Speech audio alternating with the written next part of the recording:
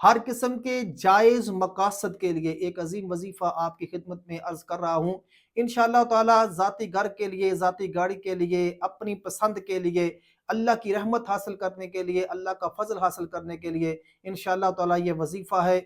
اس کو روٹین کے ساتھ کرنا ہے، ہمیشہ کرنا ہے، چھوڑنا نہیں ہے، تو انشاءاللہ زندگی میں بہاریں آ جائیں گی، زندگی میں پریشانیاں ختم ہو جائیں گی، ہر چیز اللہ عطا کر دے گا۔ لیکن کوشش یہ کرنی ہے کہ اس کو روٹین کے ساتھ کرنا ہے۔ جاننے سے پہلے ویڈیو کو لائک کریں، چینل کو سبسکرائب کریں۔ کسی بھی قسم کا حساب کروانا ہو، کوئی وظیفہ چاہیے ہو، کسی قسم کا مسئلہ ہو، جادو کا، جنات کا، کوئی پریشانی ہو، گھریلو جھگڑے ہوں، تو آپ ہمارے ساتھ واٹس ایپ کے ذریعے بھی اور کومنٹ کے ذریعے بھی رابطہ کر سکتے ہیں۔ سورۃ آل عمران کی یہ آیت نمبر 37 ہے، اس کا اتنا حصہ زندگی کی روٹین بنا لیں۔ کلما دخل علیہ زکریا محرابا، کلما دخل علیہ زکریا المحراب وجد عندها رزقا۔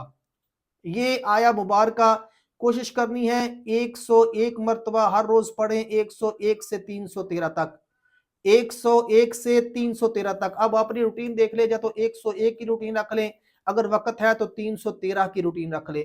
انشاءاللہ تعالی یہ آیا مبارکہ اگر آپ کی زندگی کا حصہ بن گئی، لیکن عشاء کی نماز کے بعد اسے کوشش کریں کہ پڑھیں، عشاء کی نماز کے بعد کوشش کریں کہ اس وظیفے کو کریں، تو انشاءاللہ تعالی یہ آل عمران کے آیت نمبر 37 کا اتنا حصہ جتنا میں نے پڑھا ہے، کلما دخل علیہ زکریا المحراب وجد عندها رزقا، اس کو 313 تک، 111 سے لے کر یا 101 سے لے کر 313 تک پڑھنا ہے۔